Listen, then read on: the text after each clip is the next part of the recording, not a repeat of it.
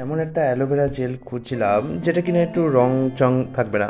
কারণ আপনারা জানেন যে এমন কিছু অ্যালোভেরা জেল পাওয়া যায় যেগুলো সবুজ দেখতে।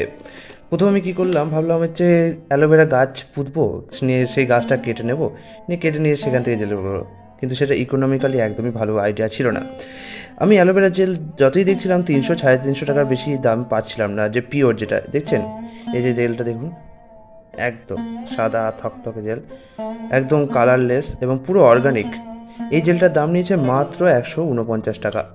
আমি কিনে ভাবলাম হয়তো একটুখানি মানে কি বলবো, নকল টকল হতে পারে, কিংবা হয়তো কিছু মেশানো টেশানো থাকতে পারে। একদমই না, এত ভালো। দেখুন, এটা হচ্ছে ফুড ড্রে aloe vera gel, 100% pure natural, vitamin E ভরপুর। এটা অ্যাকনে ফ্রি ফেসের জন্য আর সাস্টেন্স অল স্কিনের জন্য। এটা অল স্কিন টাইপের স্যুট করে।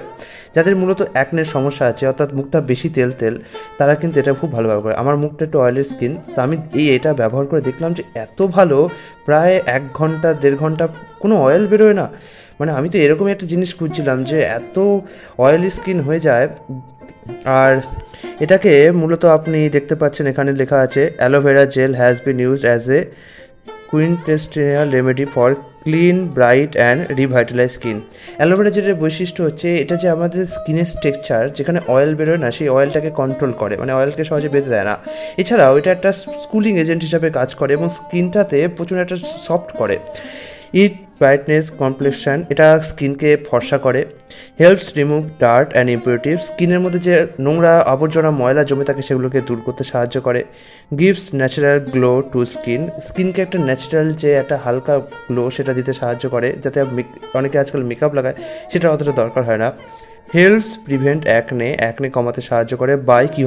বাই কন্ট্রোলিং সিরাম প্রোডাকশনকে কন্ট্রোল করে। যেহেতু স্কিনে বেশি সিরাম প্রোডাকশন হয় বলেই সেই সিরাম খাওয়ার জন্য ব্যাকটেরিয়াগুলো এসে যায়, ফলে অ্যাকনে বেড়ে যায়। তো এটা কী করে, সিরাম প্রোডাকশনকে কন্ট্রোল করে আমাদের অ্যাকনে হওয়াকে কমিয়ে দেয়। এছাড়াও ডিপলি ক্লিনজেস পোর্স, আমাদের যে রোম ছিদ্র আছে সেগুলোকে ভেতর থেকে পরিষ্কার করে। Makes skin soft and supple, স্কিনকে নরম এবং আর্দ্র তুলতুলে করে তোলে। এর মধ্যে কী আছে ingredient, 100% pure and natural aloe vera gel. এর মধ্যে কোনো মিলাবটি দেওয়া হয়নি এবং আমিও এটা ইউজ করে দেখছি যে সত্যি এটা খুব ভালো। এর মধ্যে কোনো ফ্রেগরেন্স পাবেন না, সেরকম পিওর অ্যালোভেরার যে একটা গন্ধ সেটাই পাবেন। এবং আপনাদের তো পুরোটা দেখাচ্ছি যে কেমন দেখতে হয়। এর মূলত আমি 149 টাকাতে অ্যামাজনে 5টা কিনে নিয়েছি, তার মধ্যে একটা বিক্রি করে ফেলেছি। এখানে একটা অফার দেখলাম যে যদি আপনি এরকম একটা কোড পাঠান হোয়াটসঅ্যাপে, তা একটা মানে অ্যামাজনে গিয়ে রিভিউ দেন, তাহলে 100 টাকা ক্যাশব্যাক পাবেন আপ টু। কিন্তু আমি পরে দেখেছি, কিন্তু এটা ক্যাশব্যাক দেয়নি এখনও আমার সাথে যোগাযোগ করেনি। সে ঠিক আছে, কী করে ইউজ করতে হবে বলে দিচ্ছি।